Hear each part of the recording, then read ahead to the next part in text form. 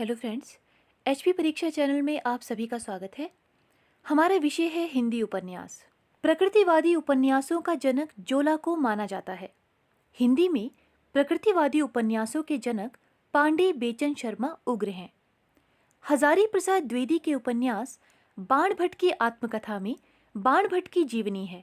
इसके प्रमुख पात्र बाण भट्ट, निपुणिका और भट्टिनी हैं। चारों चंद्र लेख में मध्यकालीन तंत्र साधना पर विश्वास और तत्संबंधी आचरण के चित्रण के साथ राजा सातवाहन और रानी चंद्रलेखा की कहानी है।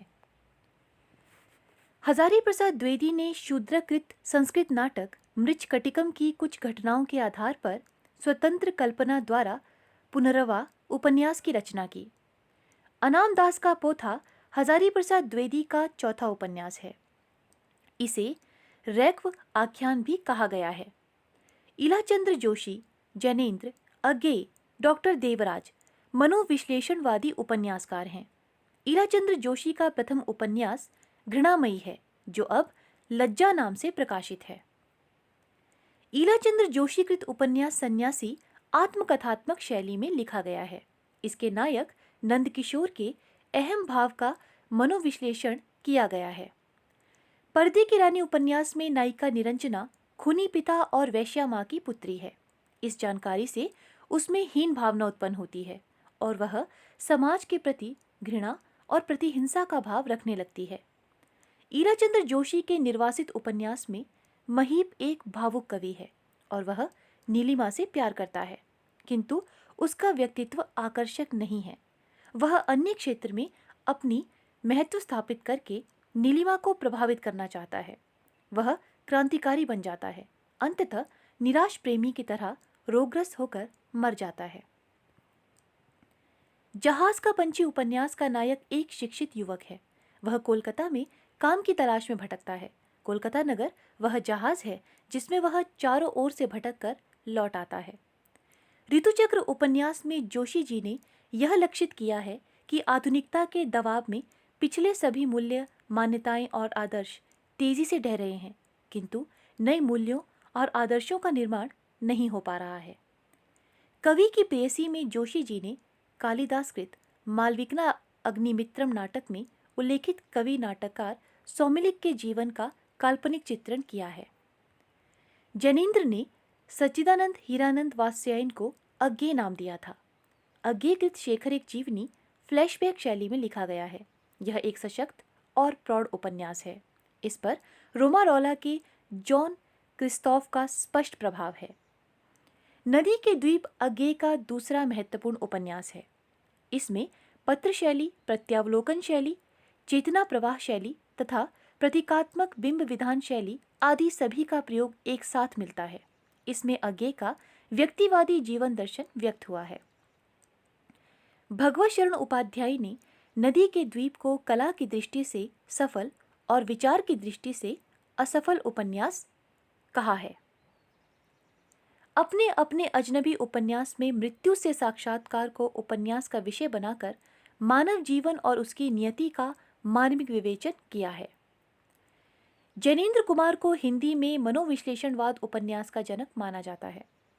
उनके उपन्यास का मूल विषय काम पीड़ा एवं अहम भावना का समर्पण है। जैनेन्द्र का पहला उपन्यास परख है। इसमें कुल 4 प्रमुख पात्र हैं: सत्यधन, कुट्टो, गरिमा और बिहारी। मुक्तिबोध जैनेन्द्र का नवा उपन्यास है। इसमें एक मुक्तकामी राजनीतिक नेता के जीवन की करुण कहानी अंकित की गई है। महाकाल अमृतलाल नागर का पहला उपन्यास है। इसका अन्य नाम भूख भी है। इस उपन्यास का कथानक 1943 में बंगाल में पड़े अकाल की त्रासदी पर आधारित है। अमृत और विष उपन्यास में कथानक को एक संपादक के जीवन से संबद्ध करके तत्कालीन जीवन की जटिलताओं को चित्रित किया गया है। बूंद और समुद्र में लखनऊ के चौक रूप में भारतीय समाज के विभिन्न रूपों जैसे रीति रिवाज, आचार विचार, जीवन दृष्टियाँ, मर्यादाओं, टूटती और निर्मित होती हुई व्यवस्थाओं का सजीव चित्रण हुआ है।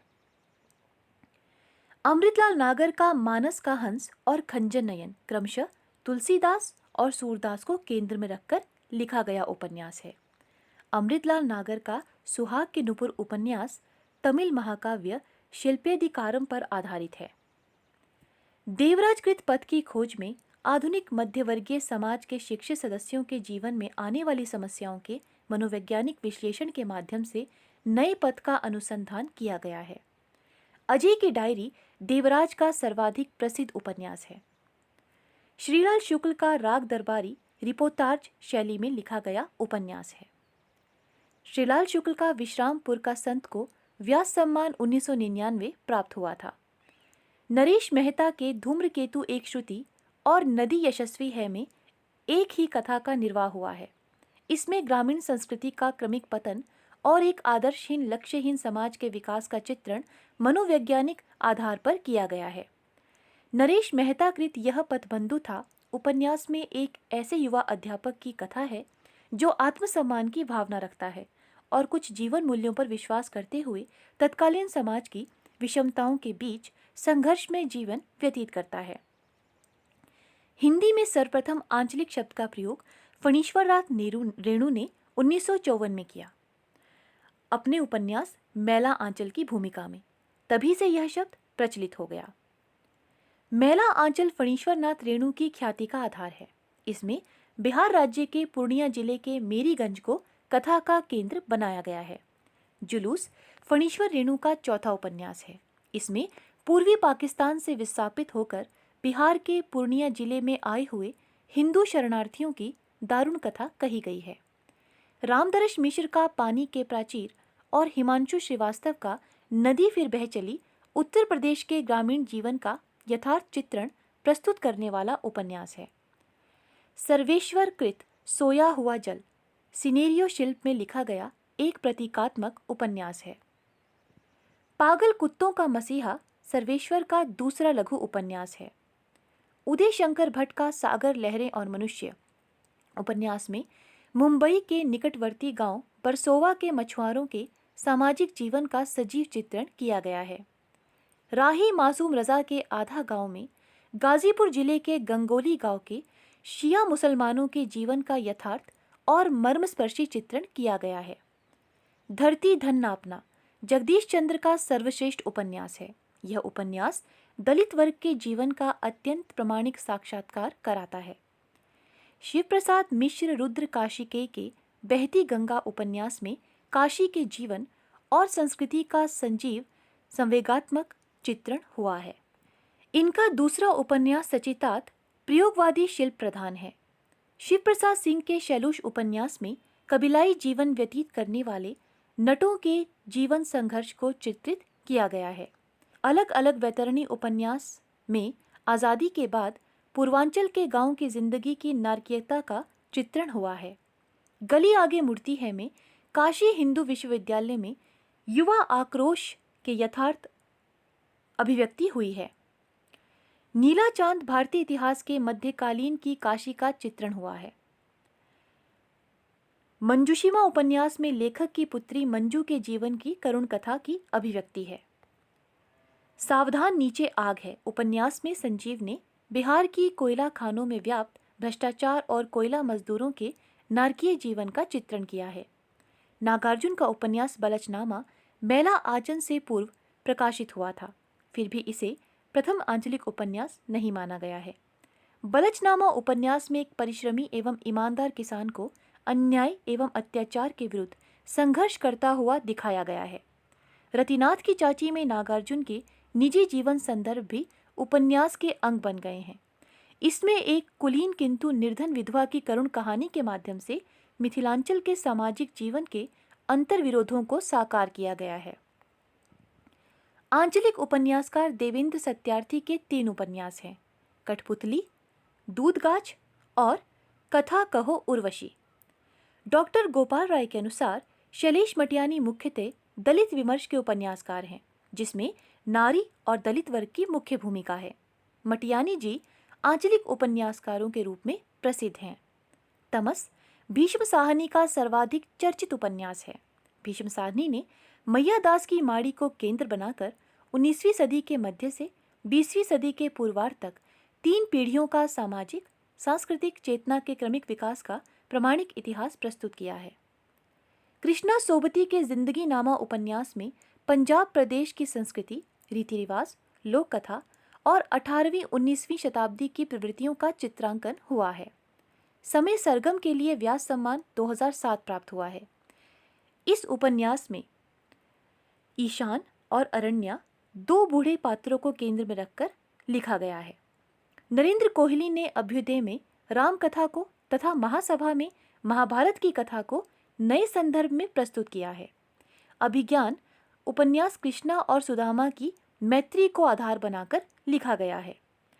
वीरेंद्र कुमार जैन ने अनुत्तर योगी उपन्यास की रचना भगवान महावीर के जीवन और उनके सांस्कृतिक तथा आध्यात्मिक अवदान को आधार मानकर की है। यह उपन्यास 4 खंडों में प्रकाशित हुआ है। धर्मवीर भारती का गुनाहों का देवता उपन्यास में भावुकतापूर्ण प्रेम की करुण कहानी है। चंदर और सुधा इसके प्रमुख पात्र हैं। सूरज का 7वां घोड़ा में धर्मवीर भारती ने इलाहाबाद के एक मोहल्ले के निम्न मध्य वर्गीय लोगों का चित्रण किया है। राजेंद्र यादव के उखड़े हुए लोग उपन्यास में शरद और जया के प्रेम विवाह की कहानी है। इसमें स्वतंत्रता प्राप्ति के बाद विकसित होने वाली स्वार्थपरता एवं भ्रष्टाचार वृत्ति का यथार्थ चित्रण हुआ है। विष्णु प्रभाकर का अर्धनारीश्वर साहित्य अकादमी 1993 द्वारा पुरस्कृत उपन्यास है। रविंद्र कालिया का प्रसिद्ध उपन्यास खुदा सही सलामत है। निर्मल वर्मा के लाल टीन की छत उपन्यास में एक किशोरी के युवती बनने के बीच के अंतराल की मनस्थितियों का वर्णन है। गिरिराज किशोर के चिड़ियाघर उपन्यास में रोजगार दफ्तर के काले कारनामों का पर्दाफाश किया गया है। ढाईघर उपन्यास में समाज, मनुष्य और प्रतिष्ठान के बदलते रिश्तों की पहचान कराई गई है। पहला गिरमिटिया गांधी जी के दक्षिण अफ्रीका के जीवन संघर्ष पर केंद्रित है। परिशिष्ट उपन्यास में आईआईटी जैसे तकनीकी शिक्षा संस्थानों में दलित विरोधी वातावरण का दर्दनाक चित्र प्रस्तुत किया गया है। स्वर्णमृग साइबर क्राइम पर आधारित हिंदी का प्रथम उपन्यास है। बा गहन शोध के उपरांत कस्तूरबा गांधी के जीवन पर लिखा गया प्रमाणिक उपन्यास है। कितने पाकिस्तान उपन्यास कमलेश्वर का है। साहित्य अकादमी पुरस्कार 2005 मनोहर श्याम जोशी को क्याब के लिए दिया गया। इसमें पूर्वांचल के कस्तूरी कोट की कहानी कही गई है। अमरकांत कृत इन्हीं हथियारों से उपन्यास का नायक बलिया जनपद है। बदी उजम्मा कृत एक चूहे की मौत फैंटेसी शैली में लिखा गया एक प्रतीकात्मक उपन्यास है। गोविंद मिश्र का उपन्यास है 5 आंगनों वाला घर और कोहरे में कैद रंग। विभूति नारायण राय के किस्सा लोकतंत्र में यह स्पष्ट किया गया है कि देश में लोकतंत्र की स्थापना हुए 60 वर्ष से अधिक हो चुके हैं, किंतु आज भी हम लोकतांत्रिक मूल्यों को चरितार्थ नहीं कर सके हैं। तबादला उपन्यास में विभूति नारायण राय ने भारतीय नौकरशाहों, नेताओं के भ्रष्टाचार और स्वार्थपरता का चित्रण किया है। गर्भगृह में नैनीताल उपन्यास के लेखक बटरोही हैं। सुधाकर अदीब कृत कथा विराट उपन्यास में सरदार वल्लभ भाई पटेल के व्यक्तित्व की सजीव अभिव्यक्ति है। मनु भंडारी का आपका बंटी बालक की जिंदगी को आधार बनाकर लिखा गया हिंदी का सबसे सफल कलात्मक उपन्यास है। महाभोज उपन्यास के संबंध में मधुरेश ने कहा है, भारतीय राजनीति के मानवीय चरित्र पर इससे तीखी टिप्पणी मुश्किल है। 1 इंच मुस्कान राजेंद्र यादव और मनु भंडारी की सहयोगी रचना है। अमर, रंजना और अमला इसके प्रमुख पात्र हैं। राजी सेठ कृत तत्सम में स्त्री पुरुष संबंधों का विवेचन सूक्ष्म और प्रौढ़ रूप से किया गया है। उषा प्रेमवदा का उपन्यास रुकोगी नहीं राधिका है। चित्रा मुदगल के आवा को व्यास सम्मान 2003 प्राप्त हुआ। मृदुला गर्ग के कट गुलाब में पुरुष प्रधान समाज में नारी के दोहन, शोषण और मुक्ति संघर्ष की कथा है। चंद्रकांता कृत उपन्यास कथा सतीसर आतंक की छाया में घुटते हुए कश्मीर का सजीव चित्रण प्रस्तुत करता है।